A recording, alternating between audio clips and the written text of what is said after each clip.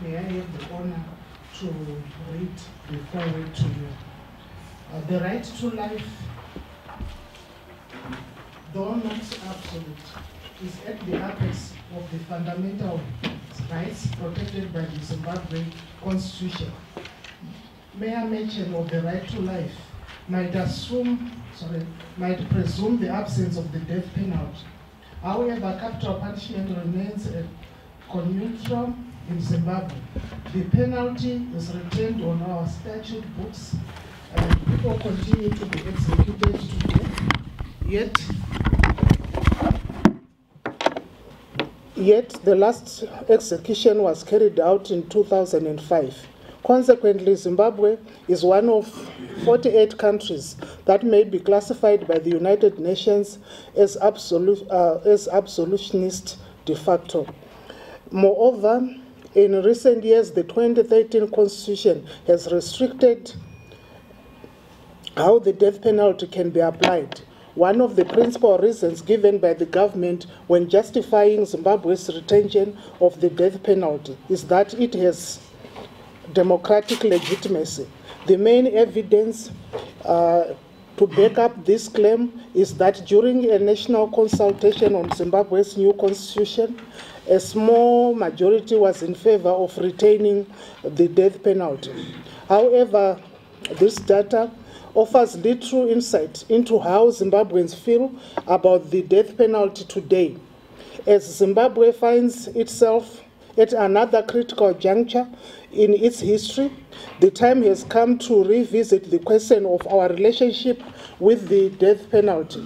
We believe this research, commissioned by the Death Penalty Project and undertaken by Dr. Mai Sato, comes at an important time in the political revolution of the country.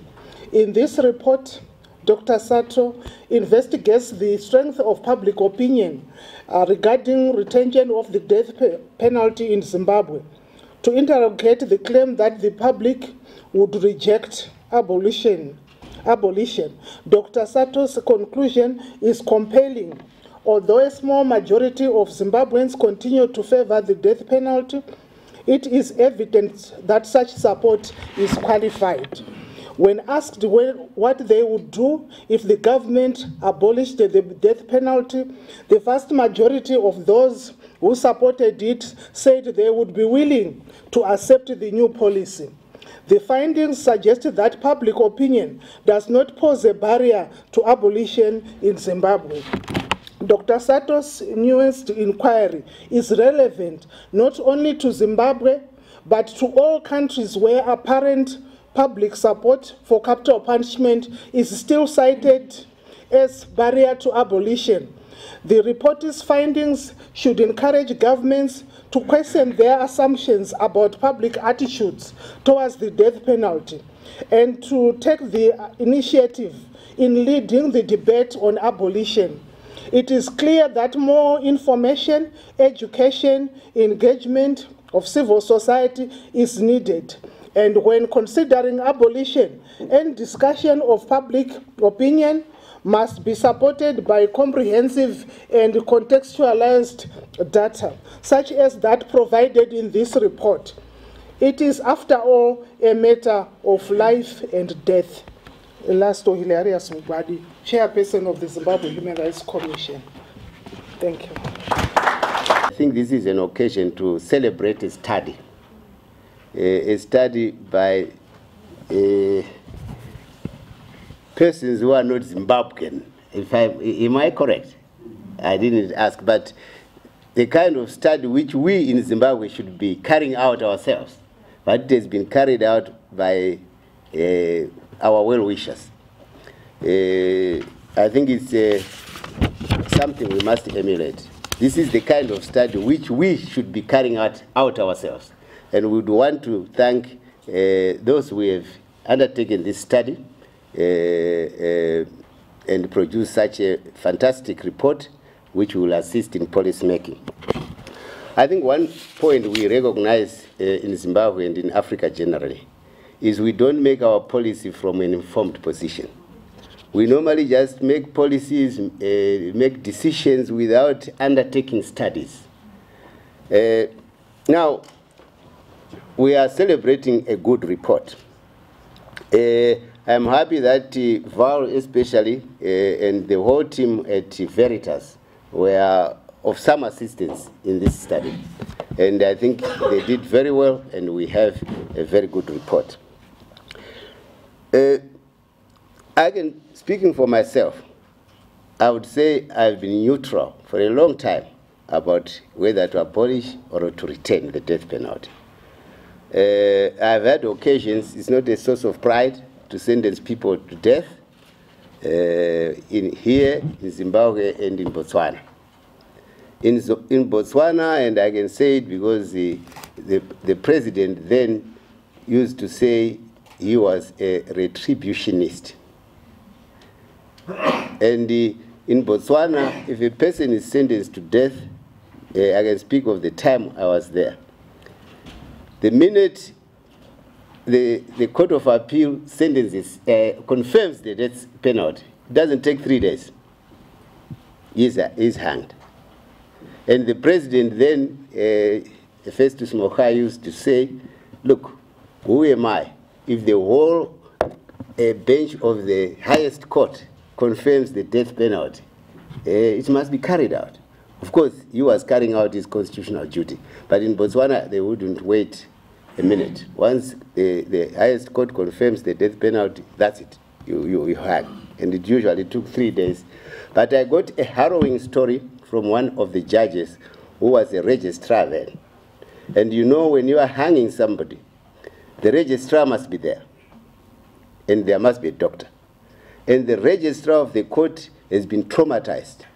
He had to sit there and see these people being hanged. The judge, who was acting registrar at that time, tells me that before one of the guys was hanged, they said he had been singing the whole night, and that whole morning, singing praise songs to God.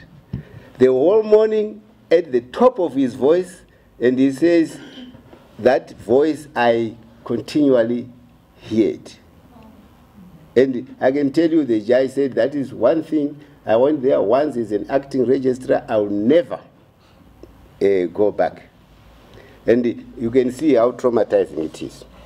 Now, as I say, I would have, for a long time, I would say I belong to the 80% of the 61% I used to belong to that 80% of the 61% who would say, well, if government changes policy, I'm quite happy. That means I didn't have a firm view. But as it is, most of us, and this report confirms this, are uninformed about the whole thing. Now, we are lucky now, as a country, I suppose, if you have the man occupying the highest office in the land, and he is persuaded against retention of the death penalty, I think this is the time. This is the time to urge our parliamentarians to deal with these subjects head on. I appreciate that there have been occasions when Parliament has had to deal with whether to retain it and so on and so on. But I think the easier route has always been to say, oh, the majority of the people want the death penalty, and without a study. Now we have a study which tells us the position. Of course, even if we have a president who is persuaded against the retention of the death penalty, he has to oblige to the general membership of Parliament, isn't it? And it is our duty, I think, one way or another, to ensure that our parliamentarians are properly informed about the death penalty. During the constitution-making exercise, Brian and I were there together, drafting the 2013 Constitution. We can say it because it's part of our history. The ruling party was very opposed to abolishing the death penalty. It was the ruling party. The other parties were keen on abolition. And that is why we ended up with a compromise excluding women excluding those who committed the offense when they were below 21 years of age and those who were 70 years and above. But one interesting point was raised about those above 70 years. One observer said, why should we exclude those who are 70 years and older? These are the people with life experiences. They must know you don't kill. And if they kill, those are the people who really deserve to be hanged as well. I don't know whether they had anyone in mind, but they they were, this observer was adamant that the 70-year-olds should be hanged if we have to retain the death penalty because they have the life experience to deter them from committing such crimes. Death penalty, and during the constitutional exercise, I asked one of the prominent members of the ruling party who were opposed to abolishing the death penalty.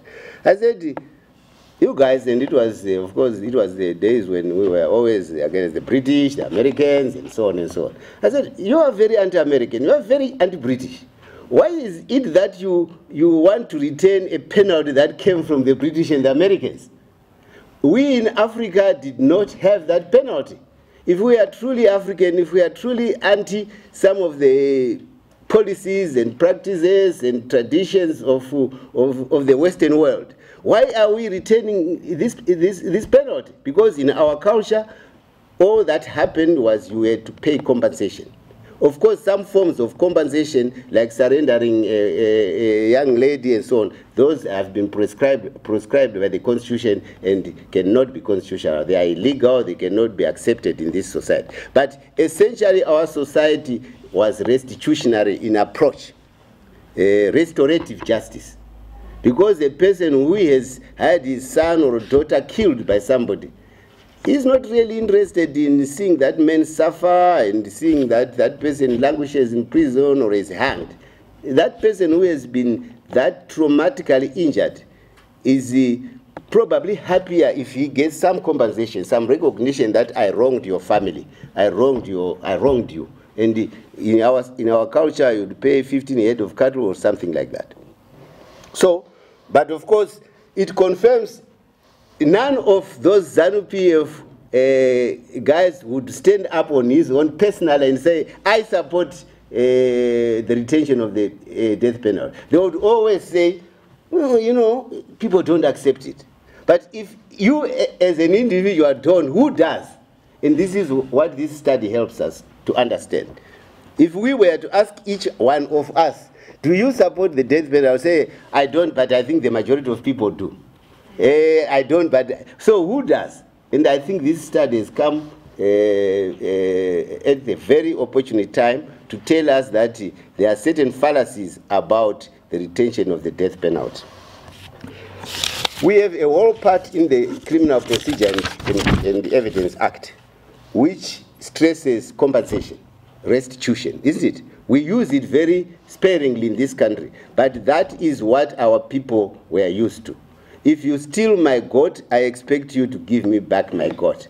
I don't really expect you, I don't get so much solace in being told that you are serving a sentence of 6 months in jail. I want my goat. And that is what we as Africans always did. Where a crime has been committed, the offender must compensate. The offender's family must compensate, must restitute, and restitution was the way to go. And I think it is the way to go, because it brings back families once you have received your compensation, isn't it? In our rural areas, people don't understand you if you persist by pointing a finger at the person who wronged you. Because you have been compensated, everyone should generally be satisfied. And I think that is the way to go. Now, I think Parliament really should now squarely face this issue. Do we retain the death penalty or not? They have had occasions when they amended the CP and E Act, but I don't think it was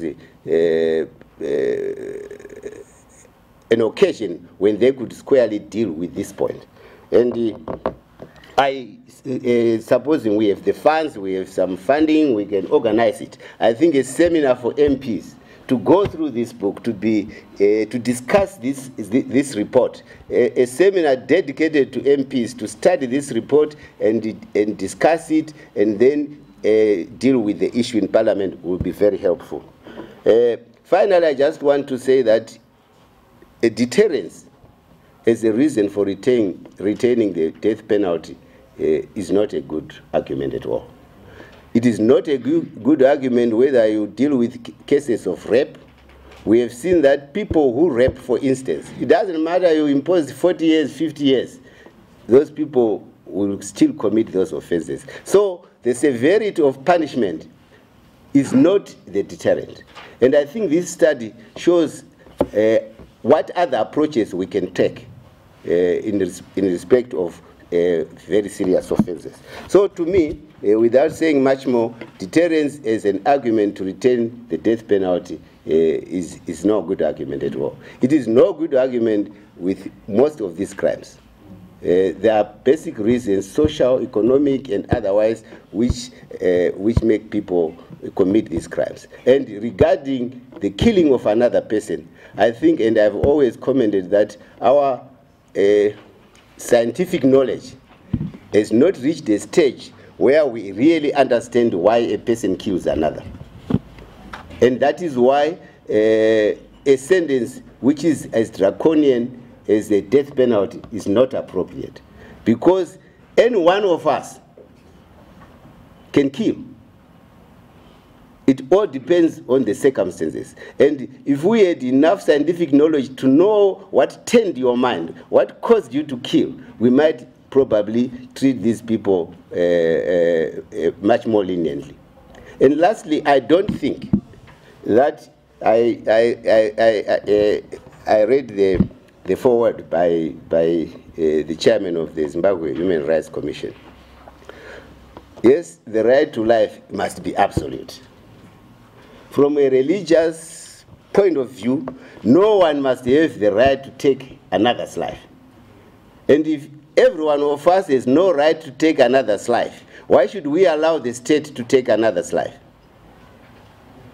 Right? We have not had the death penalty executed from 2005. If it was such a good penalty, why don't we line up all the 100 who were on death row and kill them one time, hang them, isn't it? Wouldn't that be a massacre? It would be a massacre. No one would support you. But if you do it in stages today, you hang one, another one, perhaps that's why our society would probably say, oh, okay, some can say we detain it. But if we wanted to really demonstrate what it means, let all the 100 men and women on death row be hanged one day. Put it on television and tell me that Zimbabweans will say, yes, we must retain that penalty. It will be a massacre. No one will approve of that. Thank you very much. Okay, good. Thank you very much, Val. Can you hear? Yeah. Thank you very much for the introduction. If I may, all protocols observed, ladies and gentlemen, distinguished guests, it's a very great pleasure today to be invited back to Zimbabwe to launch this very important study looking at public attitudes of Zimbabweans on the issue of the death penalty. As Val very kindly introduced me, I've been working in this field for over 25 years. But what I do want to say in terms of our organisation and what we do, we're not lobbyists, we're not campaigners, we're not Amnesty International, we are a legal charity, and we use the law to try to change the law, and we also seek to educate. So this very much fits into the category of education. And whilst we agree that and accept that in the common law system, that adversarial system, using the law isn't always the only way in which to seek reform and restriction in the scope and application of the death penalty, in line with international law, I want to add, not in line with Western philosophy or any specific region, in line with international, the position of law. there are very, very few countries that actually abolish the death penalty through the courts, and I mean full abolition. So say for the exception of countries like South Africa, at the end of the day, abolition of the death penalty or restriction in its scope and use is very much one of political leadership. It's very much one of trying to understand how to move a country in that direction. As Val mentioned, this is my 5th time now to Zimbabwe in the last 4 years, and I'm slowly, not completely, but I think I'm slowly beginning to understand the local context. I'm still being invited back, so I clearly haven't said anything offensive. So far, so good. So let's see what happens by the end of today. But in the meetings that I'm having with many individuals, parliamentarians, key stakeholders, one of the continuing comments that come back to me on the issue of the death penalty is that whilst that particular individual themselves may be opposed to the death penalty in the same way Justice Moses had mentioned, what they also say is, but we cannot do anything because the public themselves are in favour, and because they're in favour, we cannot move away from the death penalty. So I think it's in that context that, and in those very meetings that we've had, that one of the ideas that we considered in our discussions, and I want to really emphasise this study that Dr. Sato is going to talk about, is very much a locally driven study. We ourselves have been commissioning, as I said, from the educating element of our work, we have been commissioning studies and reports from academics, independent reports, looking at issues such as public opinion, looking at issues about how countries moved away, deterrence, looking at the socio-economic background of people who are facing the death penalty. We've been doing this for many, many years. So we come from, I hope, an experience and a background of using studies to try to educate and inform. And it was in that context that we commissioned Dr. Sato to do this study. And again, I do want to emphasize this was done in partnership with Veritas. We would not presume to be able to do this ourselves. It needs to be done by those on the ground who understand the local culture, but also the local dynamics. It was done in partnership and association with the University of Zimbabwe. And of course, using the support of the Zimbabwe Human Rights Commission, which is a very important institution. So to that extent, the report is really, as I see it, a local report with some outside expertise or technical assistance, but it's very much what I see to be a local support. Let me just say something about the death penalty generally. In terms of the global position, the movement away from the death penalty has been very pronounced over the last 30 years, to the extent that we are looking at now 2/3 of the population of countries having now abolished. So 75% of the world is now death penalty free. And if you look at the African region as a whole, the movement away from the death penalty has been particularly pronounced. It's been one of the most dynamic regions in terms of moving away, either not inflicting the punishment, not sentencing people to death, but also having moratoriums and moving away to abolition.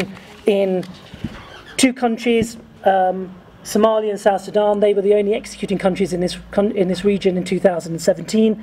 The year before, Botswana executed 1 person. But generally speaking, the African continent is moving away. Can I just say something also just in terms of what we were trying to achieve in this report? And I will leave it to Dr. Sato, who has written this, which I think is a fantastic report, but just really gives the nuance so that we move away from that very simple binary sort of position where people say I'm in favour or I'm against. And believe me, coming from the United Kingdom, having done a referendum where we simply rely on a simple majority, I know that the nuance. So I'm speaking from bitter experience that it's not quite a question of just picking the majority. So we try to dip into and look behind the questions of yes and no. And what you see really is what you see in many, many countries. You see a much more complicated dynamic. You see people who may say one thing, but actually you may ask another question and they'll say the exact opposite of what they were thinking in the previous question. So, so I'm looking forward to hearing my talk about that. I think probably I should just stop there, and if I may, just say a few words of thanks. Firstly, if I can thank our equal partner in this project, Veritas, and in particular Vallingham Thorpe and Brian Crozier. Since the very genesis of my first visit and talking about what we can do on this issue, they've been very, very instrumental in advising and working together with us. I'd like to obviously thank the Zimbabwe Human Rights Commission for agreeing to do the forward and supporting this work. Similarly, the University of Zimbabwe, who provided very, very, very helpful assistance, and MPOI, who carried out the research. My final thanks probably goes to Dr. Maisato for agreeing to do this.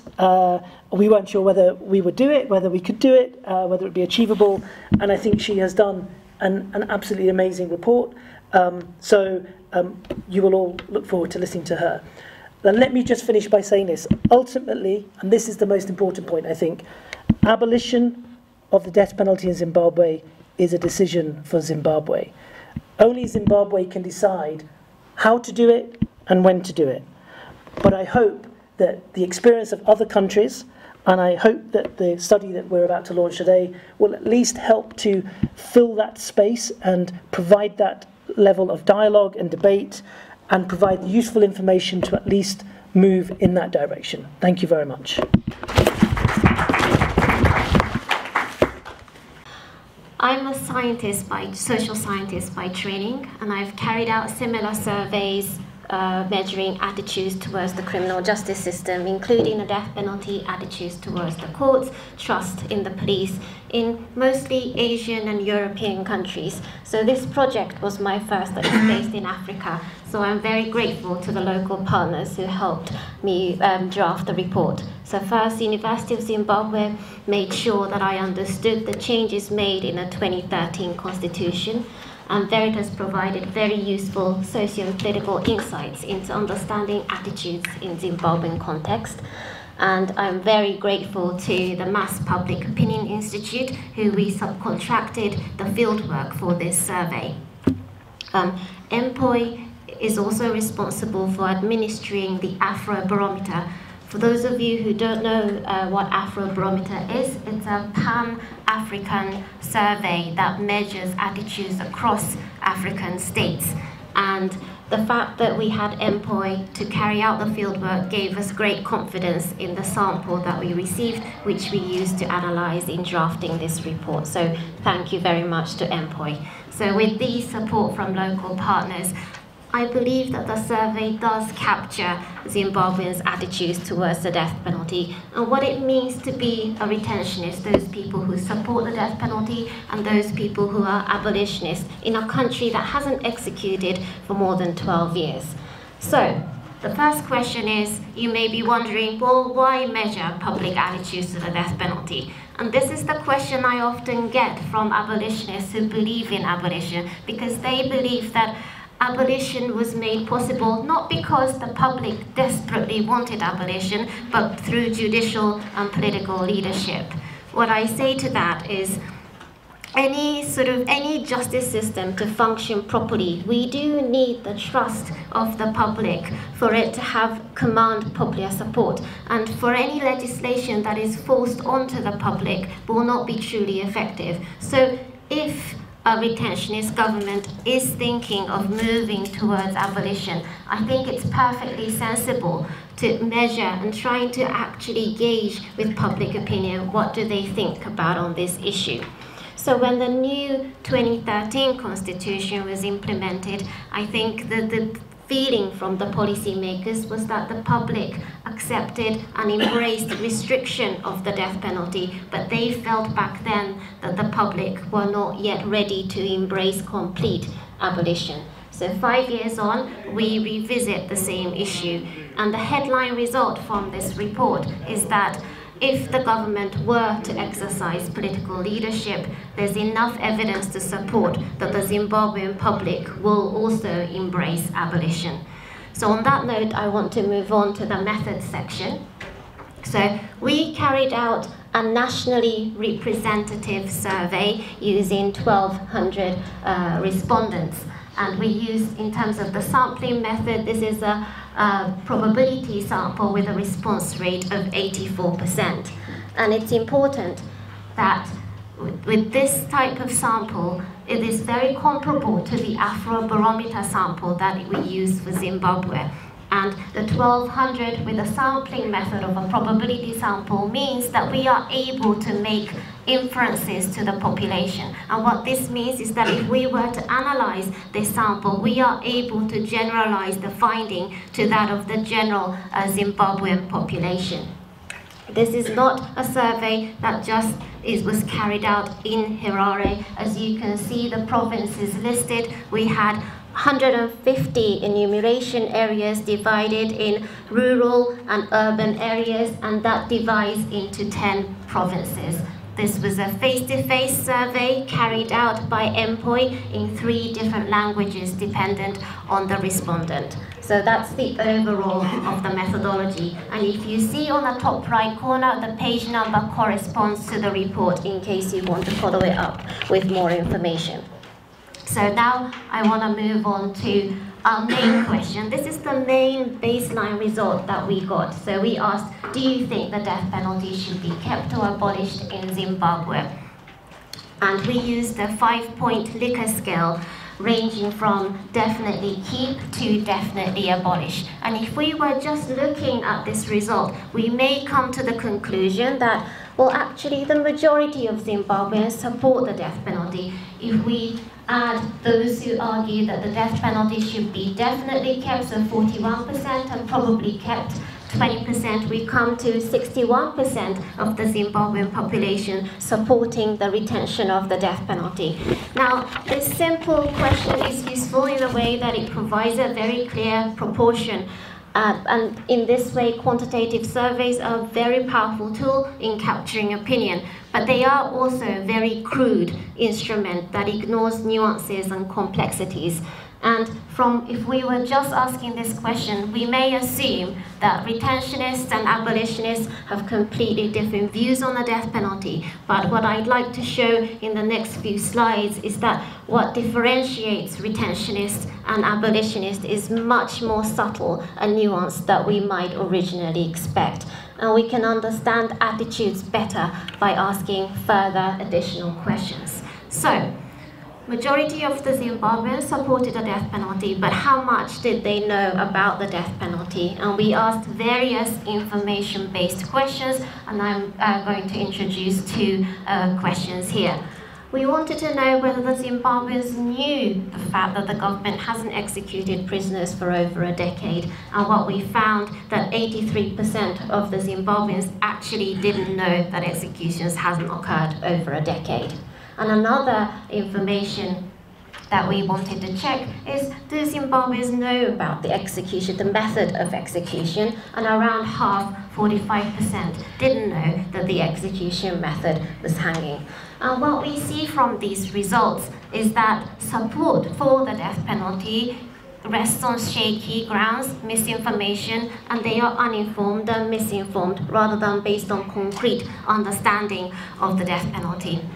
And in addition to this, this perhaps may be more of an academic interest, but many assume that abolitionists are more properly informed about the death penalty, and this wasn't the case. Both retentionists and abolitionists were both uninformed and misinformed, and we found evidence of confirmation bias.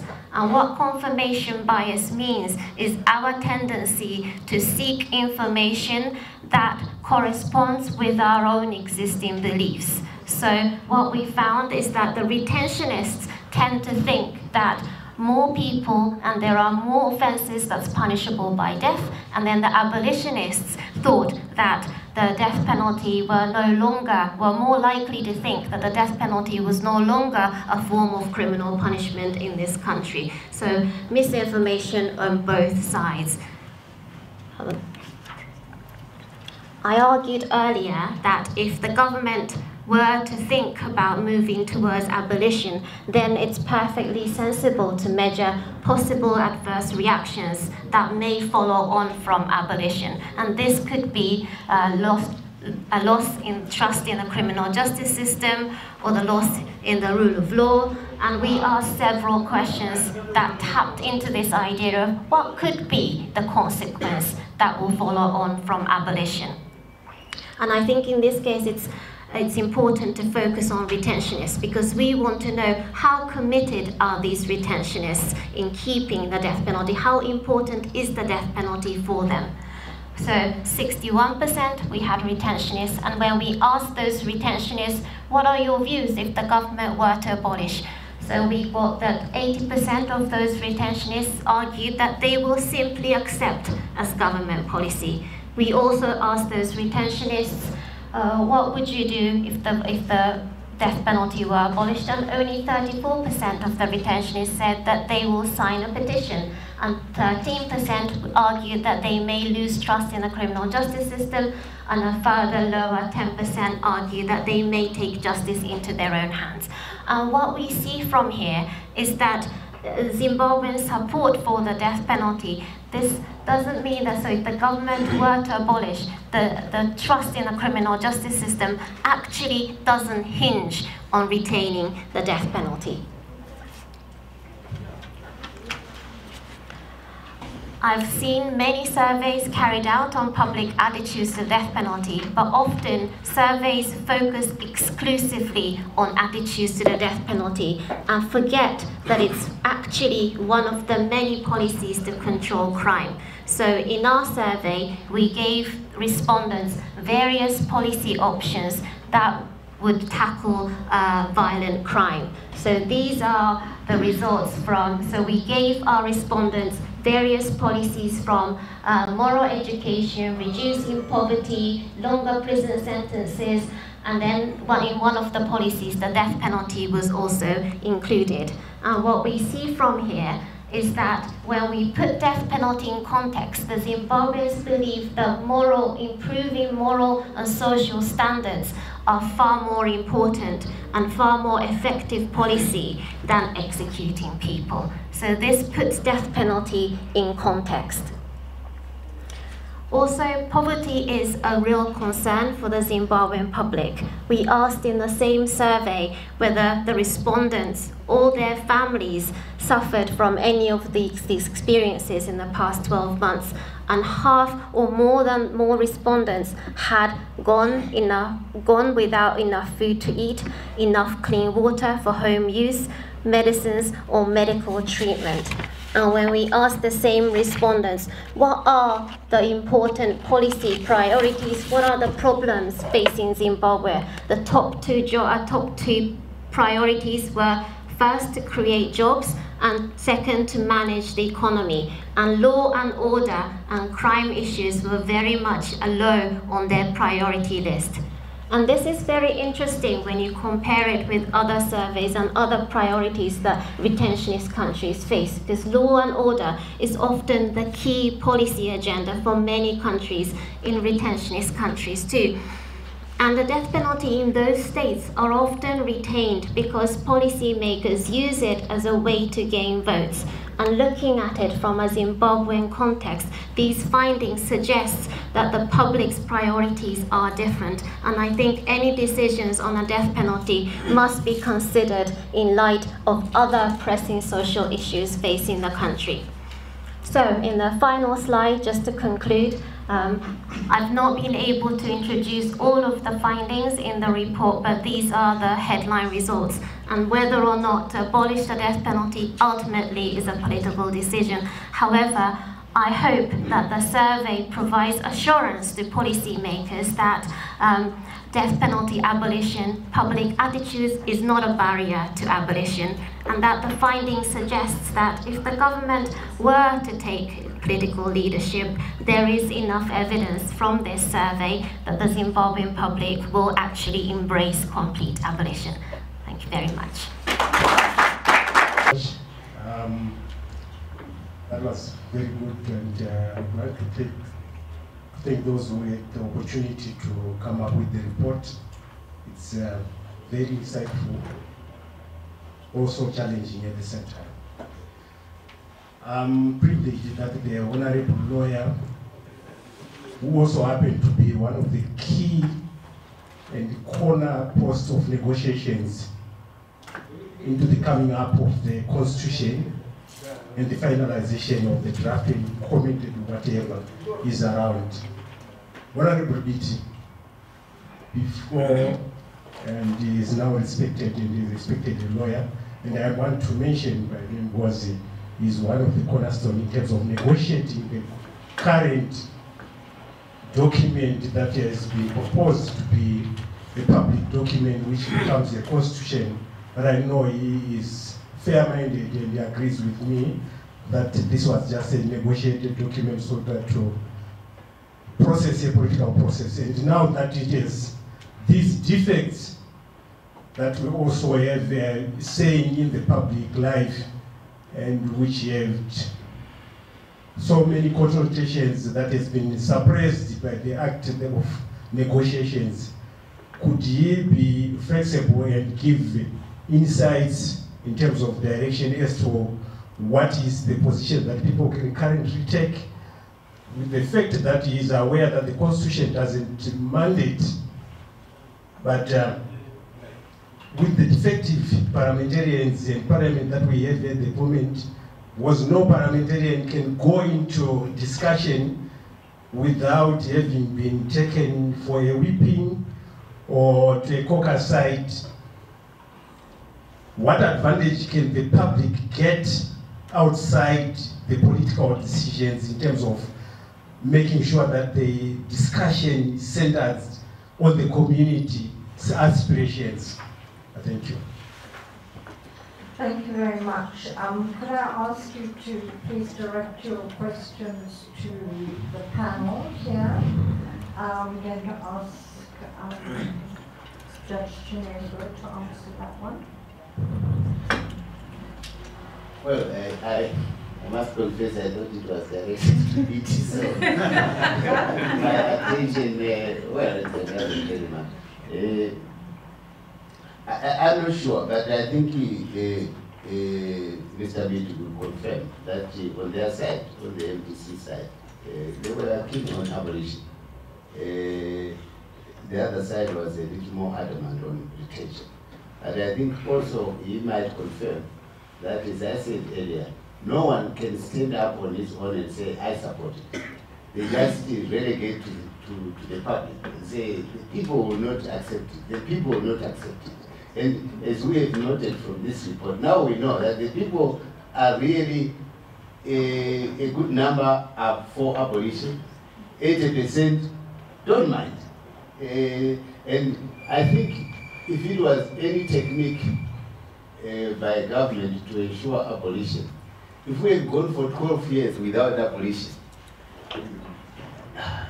why would you revive it in practice? You see, no one has raised any issues about not executing these prisoners. So who will be brave enough now to start executing? It will surprise people. People have gotten used to the fact that there is no death penalty, and I think it's just the opportune times. And as for parliamentarians, negotiators, and so on, the point I thought Mr. Beatty might confirm is the actual outreach program, because we for this nuanced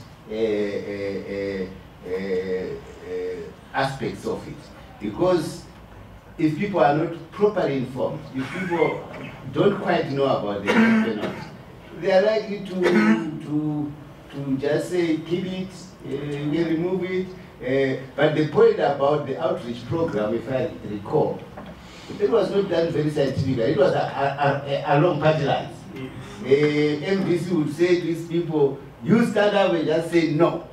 That would tell these people. So it was that whipping process you are talking about, which applies to MPs. And a matter like this, I don't know the last debate when they were amending the CP&E Act.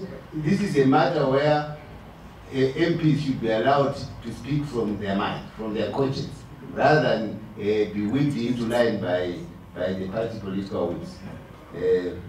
Well, that's all I can say at the moment, but I don't know whether there's any other addition. Thank you. I'm going to use my prerogative, and we would like to hear what Mr. Beattie has to say, although he's not on the panel, but also what Honourable Chasi has to say, because, and I just, from a point of information, this government has in fact got a draft bill to abolish, but they thought that maybe before elections wasn't a good idea, but also I think with the launch of this report, it'd be very important to influence people, outreach and community and MPs. So just for your information, this government, we don't know whether we'll get into power or not, Mr. Beattie might say, but we allow Mr. Beattie to reply, since you have...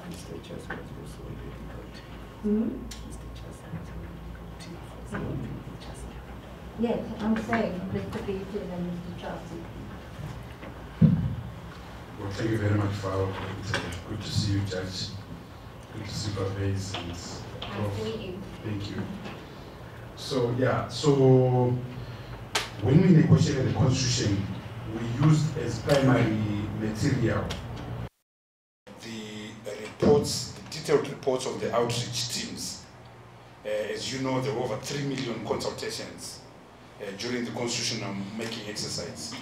It wasn't a very proper consultation process. It was very quantitative, and as the judge said, people used to follow, party lines. You say this, even if you don't understand the issue. So on the death penalty, it was one of those issues where, from the evidence produced by the COPAC evidence gathering team, the COPAC, for those not in the know like Pavese, it was our parliamentary committee on constitutional making exercise. It went around in the countryside to gather evidence on about 37 subjects, and capital punishment was one of the issues. Of course, it was not a popular issue. The most popular issue was actually devolution. So it was not a popular issue, just like your survey confirms as well. It's not, we've got bigger pending issues, economy, jobs, and so forth. So it was not a popular, but on the evidence, again, just like in your survey, normatively, the majority of Zimbabweans said we support capital punishment, we support retention. But of course, I was part of a few of those constitutional making exercises. So the presenters who were members of parliament would say, if someone kills your mother, do you want that person to live or not? And people say, of course, if you kill my mother, I must also kill you. So it was not a very good process. So what we did, those of us who negotiated, felt that, number one, we couldn't ignore the public, because ignoring the public was going to set dangerous precedent. So we couldn't ignore the quantitative finding. But we also felt that the quantitative finding was not correct. So we then reached this innocuous compromise. And the innocuous compromise was that, number one, the court should have discretion. So firstly, that Parliament could bring a law. Parliament could bring a law. And we thought at that stage that by so doing, we were postponing the fight to a later date. And we thought that when Parliament were indeed to bring a law, there will be massive public consultations and debate in the country. Unfortunately, when the General Laws Amendment Act number 15 of 2015 was brought, there was no consultation, and only one member of Parliament, Jesima Jome, raised the issue of death penalty. The General Laws Amendment was amending 450 other laws, so this thing was tagged, was hidden innocuously in a very comprehensive omnibus bill, which we felt was unfair. Parliamentarians and Zimbabweans had a duty and obligation to debate, and afterwards Section 145 says there must be debate when Parliament enacts laws. The other thing which we did was we set this bill, we set the future law for failure, because we said that law can allow the execution of men but not women, which clearly is against the founding, one of the founding principles of our constitution, codified in section 2 of the constitution, which is the principle of equality, and in particular the principle of gender equality. So can you imagine if we had said, this law, if this law that Parliament passed, you can execute all women but not men, there would have been a serious outcry. This matter would have been reported to the UN General Assembly, you know. But men are more. We don't like men. We don't protect them. But we set them up for a constitutional challenge that based on a founding principle that you cannot do anything that infringes the founding principle. The law that they passed itself is a very unhappy law. It in fact it returns death penalty through the back door, bar the execution of women. But I must thank Parvez and your team, the Death Penalty Project, for this important work, and also Val at Veritas for this important work. And I'm also very pleased to note that there are a number of lawyers and activists who are pushing for abolition. And I'm not a prophet, but I think that by the end of the year, death penalty would have gone. In wearing my other hat, we are making it a constitutional issue, so an election issue, because we are putting in our manifesto that we are going to abolish death penalty in the alliance I belong to. I'm delighted to hear that. Thank you very much, Tendai. Just a matter of interest, ZANU, before it became ZANU PF, had in their very first election manifesto abolition, but they never carried it out. It was just an interesting thing. And I did try and get some women together to take that case, to say it was gender unequal. And they said, oh, they'll alter it to say we can all get hung. Because remember they did that with citizenship once, so that we're not saving the men, we're just imperiling ourselves. But can we have Honourable Chasi? Thank you very much. I also want to thank the team for the very useful report. Like the previous speaker, I don't believe that it's a ZANU-PF position that we would like to retain the death penalty. I also believe that it's an opportune moment now, given the president that we have who is against it. But I also think that a very important point that tends to be ignored is the cultural context of, and I think that Justice Chinengo did aver to it a little bit. In Shona culture, for example, even suicide is punishable. So you get punished in terms of how the burial actually takes place, and your family gets punished for having somebody within the family that has committed suicide. And so that helped to demonstrate the fact that death penalty is foreign to the local situation. So that is the cultural perspectives that we also need to think about. The whipping system that was used during the constitution making process definitely was very, very defective and gave wrong impressions on a variety of subjects. Central bank independence, you had a rural woman or man sitting under a tree who doesn't know what a central bank is, voting on those issues. So I certainly believe, like my learned friend, Mr. Biti, that if sufficient work is done, we could have it off our statute books in, by year end.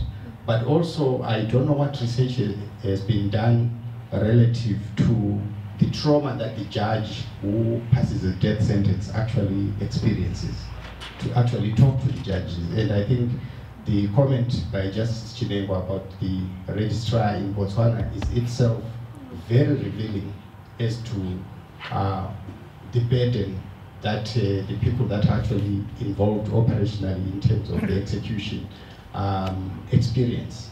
And so I would say those are my brief points really. Thank you. Thank you. Thank you very much, and we'll certainly come to both of you for advice before further work. The two questions there.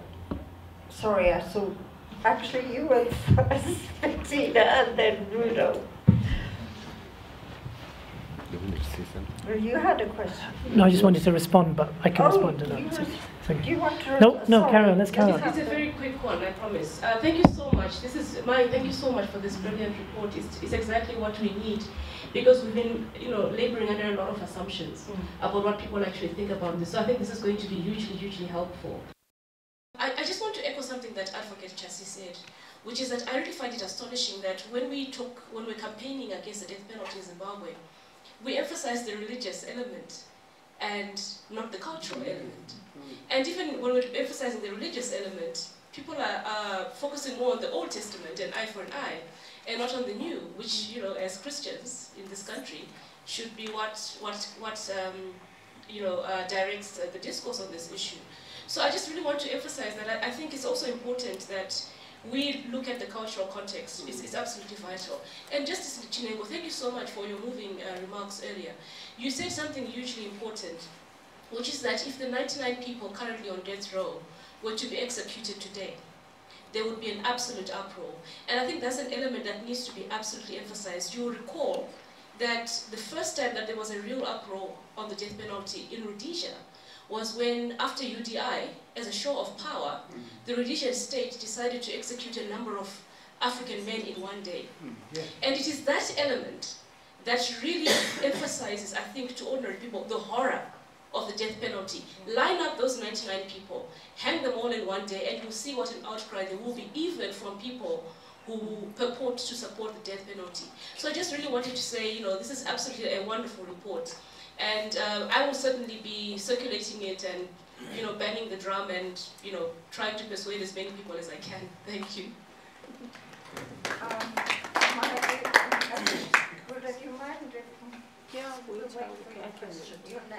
I just wanted to add a few comments on what you said about religion and culture. And if we asked in the report as well, page 30 and 31, we asked retentionists and abolitionists what are the reasons for people wanting to abolish, and religion does come up as the second most important factor for abolitionists. So I think religious aspect in terms of campaign is important, but also I think culture can be also used here, and I've learned there's two concepts that I've learned is Ngozi, which if I understand correctly that the person who's killed, that spirit will come and haunt, therefore there's no need for state sort of death penalty, and the other is the concept of Ubuntu, that the justice system is more about restoration, reparation, rather than retribution, and perhaps those two concepts, culture and religion, perhaps be very powerful in bringing the abolitionist movement forward. I just want to add just a couple of things, just in response to what you said. I mean, the comments made in terms of the sort of human horror at the idea of executions has been evidenced in so many other jurisdictions. I remember in Trinidad. Trinidad is one of the only countries now that still has a mandatory death penalty in the Caribbean, and they executed 9 people over 3 days. 3 on Friday, 3 on Saturday. There were meant to be 3 on Sunday, but they thought that was God's day, so we shouldn't do it on that. So they postponed it till the Monday. They executed 3 people on Monday. After the 9th execution, and they're not public executions, these are behind prison gates.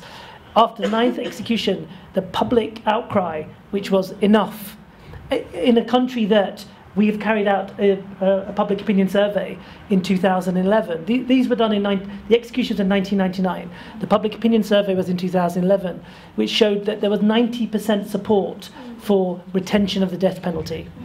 Only 25% support for a mandatory death penalty. So again, the nuances were all different. But even so, in a country that had 90% support for the death penalty, they were horrified at the idea of actually executions taking place. So that was those are the only executions carried out since. But once the public see it for what it is, there's no support for it. It ebbs away. So I completely agree with that. And I think just on the comments made by Tendai and Honourable Chassi, I think that from my experience, there is very much broad political support for abolition. Of course, there will always be individuals who are in favour. Again, from my limited understanding, and if I'm wrong, feel free to correct me, I think Mugabe was very much in favour. There were certainly people within ZANU-PF who were against, and I met with them. Members of the opposition, when I was speaking to Tendai, there were people who were against. But what was lacking was somebody to bring that sort of strong political push. And that is not to ignore public opinion, because I very strongly believe that public opinion should inform the debate, but what it shouldn't do is lead the debate. That should be led by parliamentarians. But what I've seen in the sort of jurisdictions in which I work, for example, Belarus is the only country in Europe that still has the death penalty now. It's a dictatorship. But even dictators, he has said, we will abolish the death penalty this afternoon if you can show me public support. That will never happen. No country will abolish the death penalty by simple public support, because you just don't get that majority. But what was interesting was, what you found, and again, similar to what we've been doing here, is that actually there might be a strong headline figure saying 80% support, but when you ask the other questions, it goes much lower. But what was interesting was that even dictators like the president in Belarus, they like to be liked. So what he wanted was, he could abolish it tomorrow. He doesn't have to ask the population. But what he wants to know is that the population will support it, generally speaking, because then he will look like a good guy. So what? Horrifying. It was horrifying. No decent person would ever say that you can do that kind of thing to another person. And I think they lost a lot of mileage in the way they treated Saddam Hussein, the public hanging. I was personally horrified. I thought this was barbaric, a thing which should never be done.